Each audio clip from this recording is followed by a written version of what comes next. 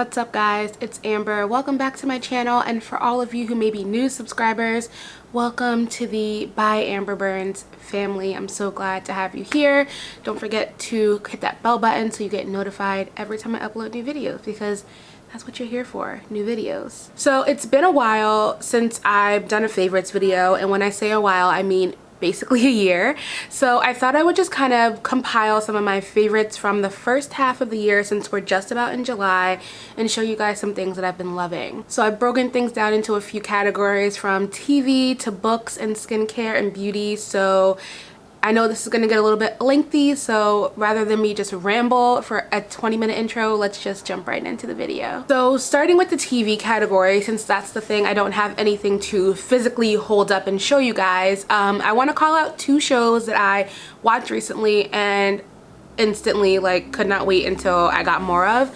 So the first one is Chernobyl, which is a 5-episode miniseries on HBO, so you can stream it through your regular HBO channel, HBO Now, HBO Go.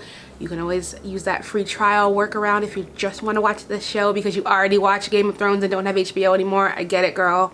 There are ways around it. But Chernobyl is a miniseries that covers the Chernobyl disaster that happened in Ukraine in the 80s. Basically, this nuclear power plant, one of the reactors, the nuclear reactors, exploded and turned this entire area of Ukraine, Chernobyl, and I'm not even going to attempt to pronounce any of the towns or cities impacted because they are very Russian words and I don't have the range. But so the reactor explodes, and now this entire area has become radioactive, and this 5-episode series covers the day of the explosion, the months directly after, and then the trials where they're trying to hold someone responsible for the devastation. It was so interesting, so well done. I loved it.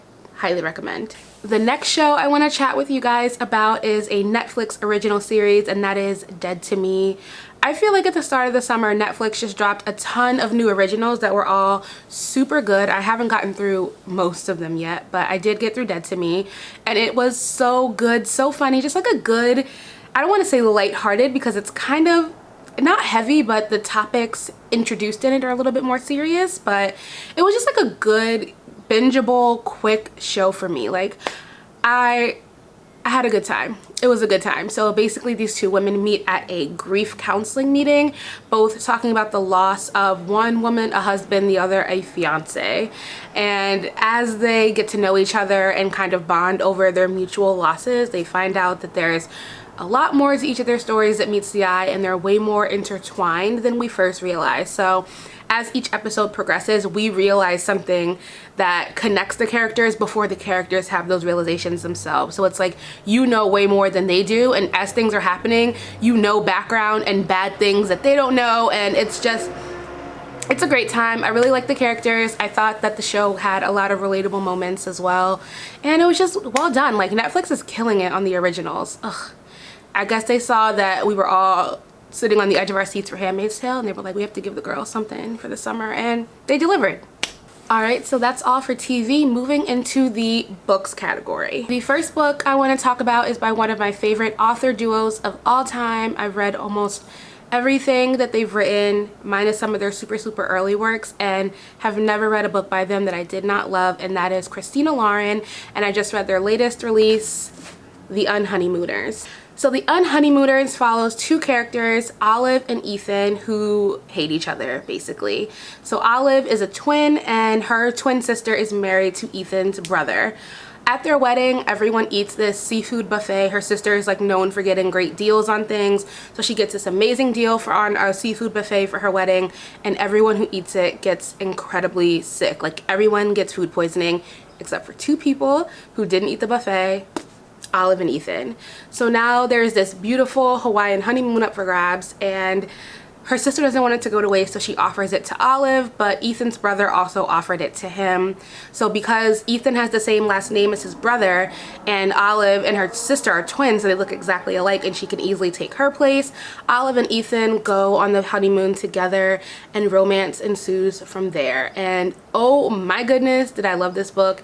I don't tend to like hate to love, but both of the hate to loves that I've read that Christina Lauren's done, this and their other book, Dating You, Hating You, were just so well done. Like, it's believable. I feel like so many hate to love books try to force a romance that you never saw coming. Literally, it's like chapter 1, hate is guts, chapter 2, madly in love, but they do the transition between hate and love so well. You root for these couples, and there's always a moment in their books where I worry that once the couple has settled into like their romance, that it's not going to work out.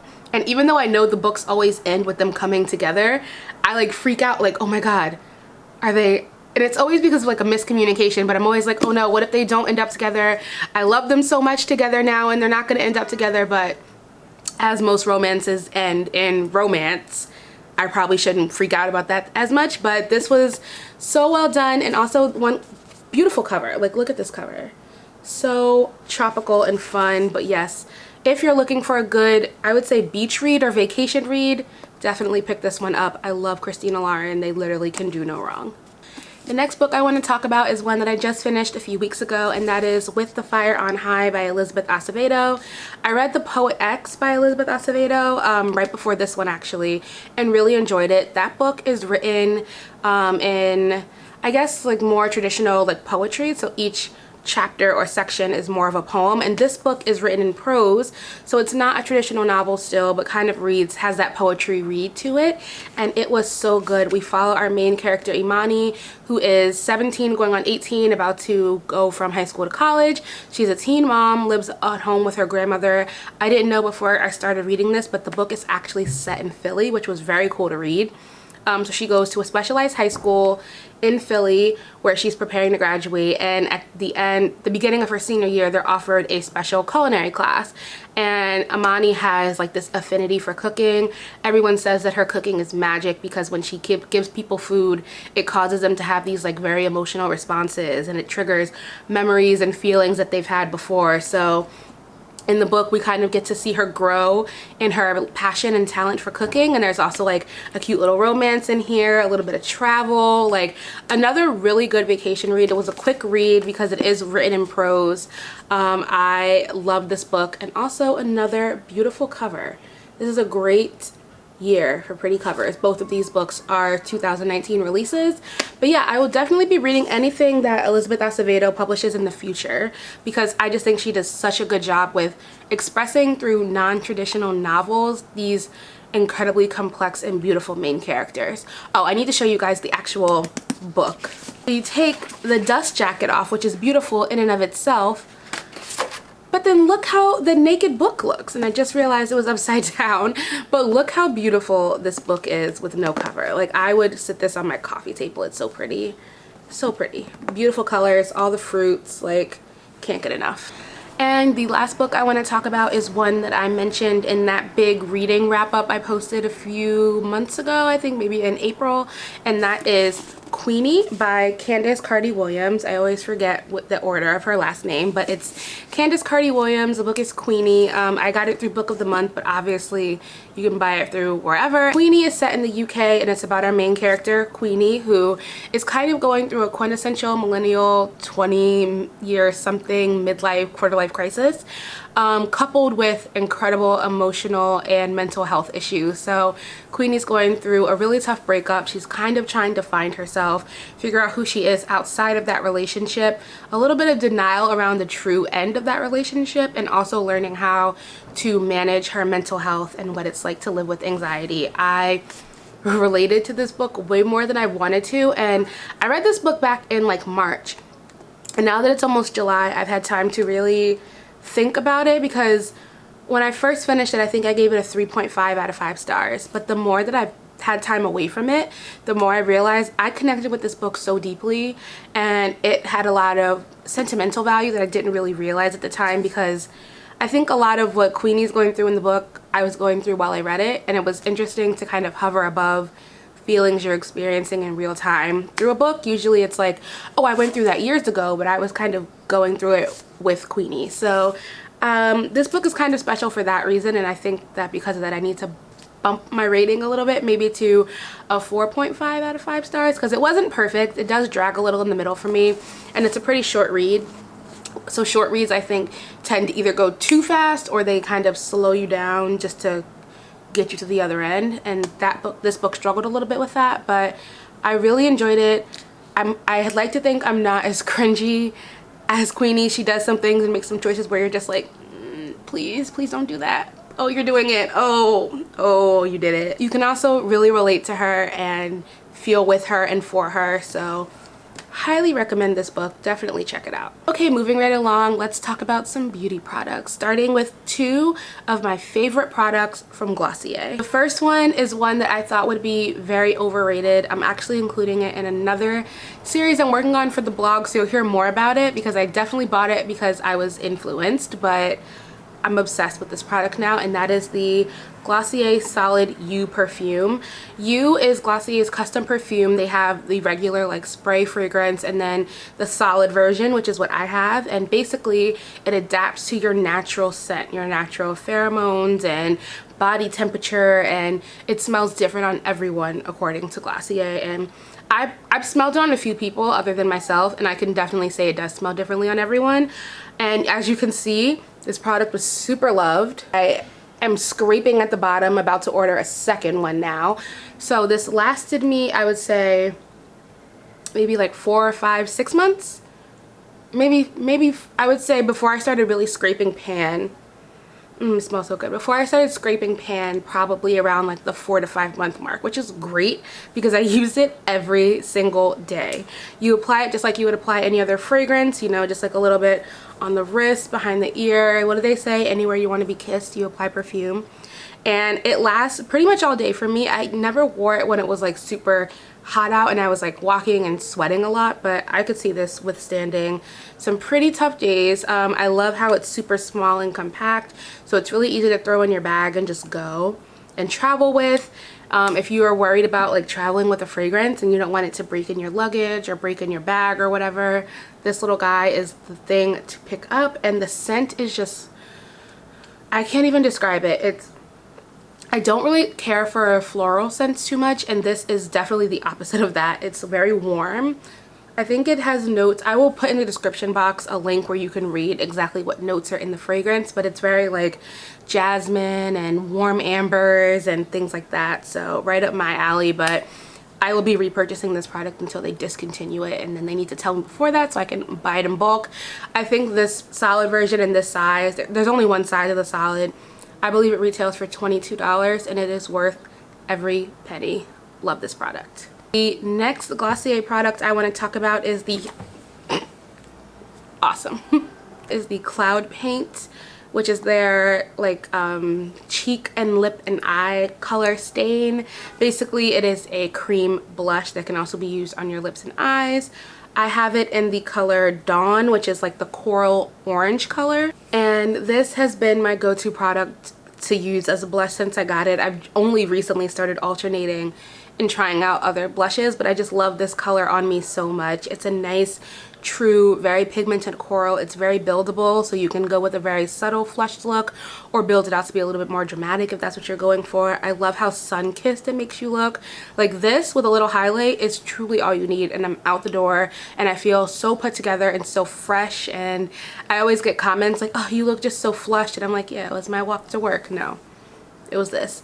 It's easy to put on. I still have tons left and I've probably had it for 6 months. There's a great Instagram account though called Glossier Brown that I'll link down below, which literally just posts photos of brown women using Glossier products. So if you're ever interested in trying something by Glossier and you want to see how it looks on a specific skin tone of brown, that Instagram is always my go-to. Literally they have someone using every product, so definitely check that out. But check out the Cloud Paint, and this color is just amazing. Next, I want to talk about my new favorite concealer of all time. I am a girl who discovered makeup very late. Like, I didn't learn how to even buy, like, match or apply foundation until I was 24. So, very new to the makeup world, but I really like the ability to just make myself look put together. Like, it's a good feeling. But I'm also in that stage where it's like I need everything to be easy. Like, my makeup usually takes me around 10 minutes, maybe 15, and I like to be able to apply things with my finger. So I was looking for a concealer that would be a really easy match, just something I could use to cover up blemishes or zits or dark circles or whatever, and just look awake and vibrant and bright, that I could apply with my fingers. So even if I'm like on the go or in an Uber or something and I'm like on my way and I want to just do something quickly, I can easily do that. And that's what I found in this. This is the Bare Minerals Bare Pro Concealer. I have it in the shade Dark Neutral 13. I've always loved Bare Minerals. The first foundation I ever owned was Bare Minerals. I've used a ton of their products. They work very well on my skin. I've never had an issue with breaking out or having any kind of reaction to their products. I find them to be very simple and minimal and clean on me, and that's all I really ask for in a product. So this concealer is a stick concealer, which I thought I would hate, but I love. It's incredibly creamy. You can apply it just like on your face because it is a stick. I usually just put some on my finger and then dab into the areas that I need it with a finger. You can use a beauty blender with it, a brush with it, whatever floats your boat. I have been using this for a few months now, and it's great for summer. I use it, so probably started using it around February or March. I got it from Sephora. I believe it retails around $24, but I will link it in the description box with the correct pricing.